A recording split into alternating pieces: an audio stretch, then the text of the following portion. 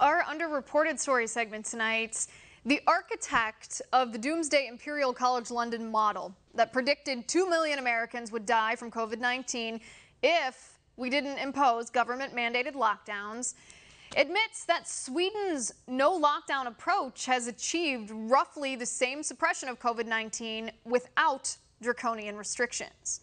You might remember Neil Ferguson. He resigned from his position advising the British government after violating the social distancing guidelines he recommended to commit adultery with a married woman. According to the Telegraph, however, and I quote, on Tuesday, a witness at the House of Lords Science and Technology Committee revealed that he, Ferguson, is still helping shape policy, leading a team contributing to one of the most influential SAGE subcommittees, end quotes. In fact, Ferguson said, while Sweden's mortality rate is not declining the same way it is in other European countries, quote, nonetheless, he says, it is interesting that adopting a policy which is short of a full lockdown, they've closed secondary schools and universities, and there's a significant amount of social distancing, but it's not a full lockdown. They've got quite a long way to the same effort, end quote.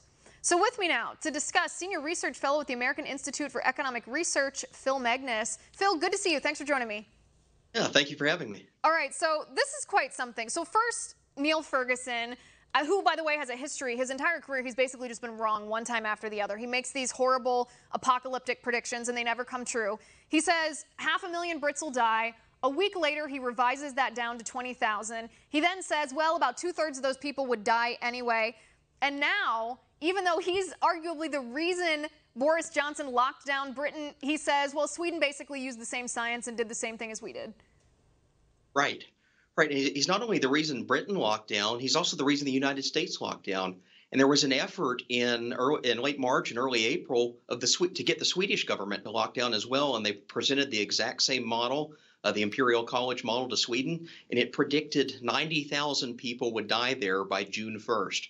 Well, June 1st just passed a couple of days ago. Sweden's toll is it's still bad. It's at 4,500 people, but it's nowhere near what these apocalyptic predictions were projecting. So we've got a clear case of a model that is failing, and it's failing pretty catastrophically.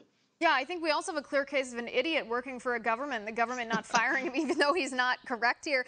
So at the very beginning of this, when everyone was talking about the Imperial College London Neil Ferguson model, I said on this show, I said, well, listen, we need to look at the assumptions that underlie a model, because even Dr. Fauci, who I don't agree with a large amount of the time, said that a projection model is only as good as the assumptions that go into it, because we don't always have the facts, we don't have the data, so these modelers make assumptions. Well, one of the assumptions that Neil Ferguson made, he is now admitting that he was wrong about. He talks about, he says, let me actually read this. He goes, the UK's high death toll is due in part to the fact that COVID-19 entered the country earlier than predicted and from unexpected sources. This is what he told the committee. We said at the very beginning that he was making an assumption about the seed date that seriously impacted his overall projection.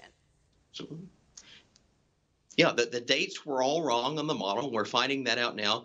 Not only that, they failed to realize how early this disease had taken hold, especially across Europe. We have evidence now that it's popped up in maybe as early as late December, almost certainly by January. And all these models were making assumptions in early March of a relatively recent arrival. But you change that, it throws the whole calibration date of the model off, and that gets you the results that you get.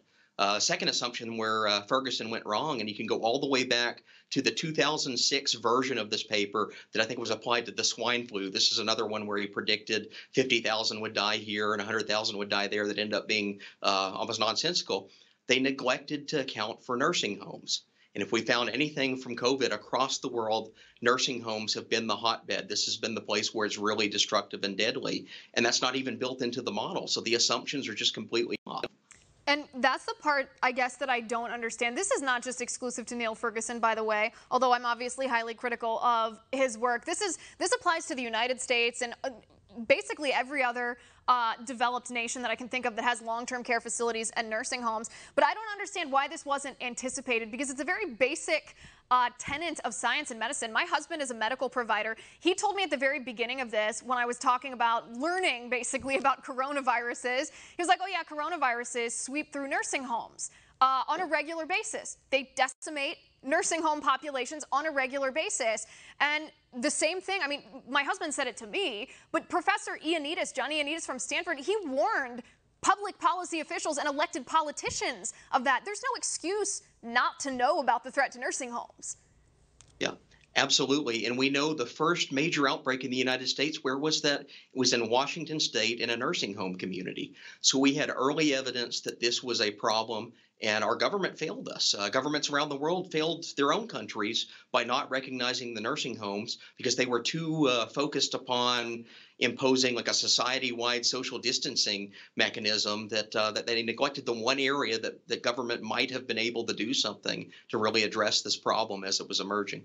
And maybe this is a rhetorical question, but I want to give it a shot here. Why is the UK government still using Neil Ferguson as a resource? Not only because of his personal hypocrisy of having an affair with a married woman, violating the social distancing that he imposed on everyone else, but obviously was too good to follow himself.